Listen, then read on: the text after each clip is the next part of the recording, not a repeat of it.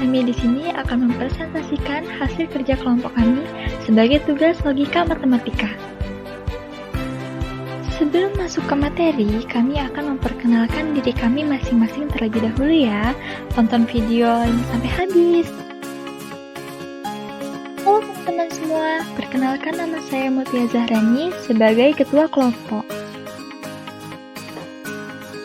Perkenalkan, nama saya Mutiara Hifa dengan NIM 2020-31100. Perkenalkan, nama saya Andelisha dengan NIM 2020-31087. Kalian tahu gak sih, belajar logika matematika dapat meningkatkan kemampuan menalar kita loh. Dampak positifnya, kita mudah menarik kesimpulan yang benar dan mampu menyelesaikan masalah yang lebih kompleks. Berguna sekali untuk kehidupan sehari-hari kan?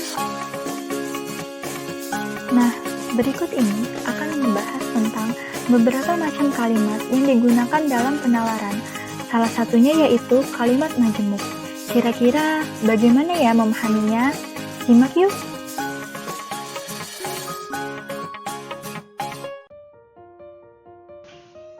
Pernyataan majemuk.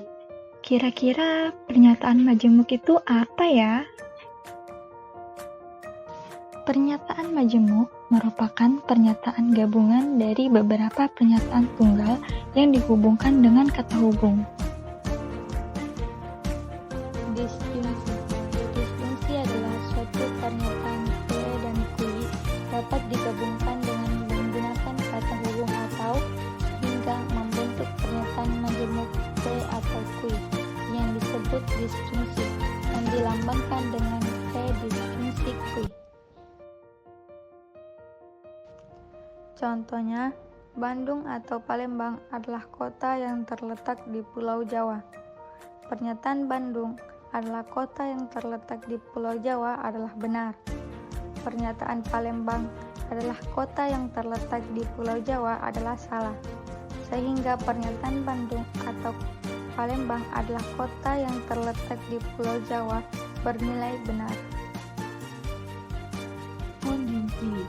Konjungsi adalah suatu pernyataan P dan Q dapat digabungkan dengan menggunakan kata hubung dan, sehingga membentuk pernyataan majemuk P dan Q yang disebut konjungsi yang dilambangkan dengan P konjungsi Q. Contohnya, Budi sudah makan, belajar, dan makan.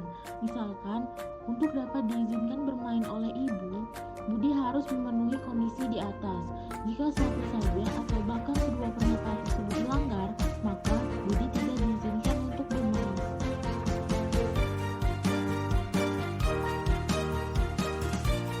Implikasi.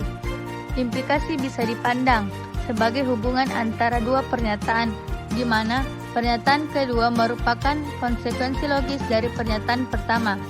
Implikasi ditandai dengan notasi panah. Misalkan, P, Q adalah pernyataan. Implikasi berikut. Contoh, jika Budi sembuh, maka Budi akan ke sekolah.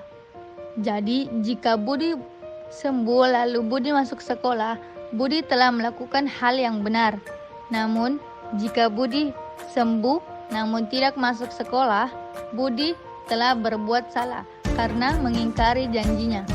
Lalu bagaimana jika Budi belum sembuh? Perhatikan bahwa Budi hanya berjanji masuk sekolah jika dia sembuh. Akibatnya, jika dia belum sembuh, tidak masalah bagi Budi untuk tidak masuk sekolah ataupun tidak karena tidak melanggar janjinya.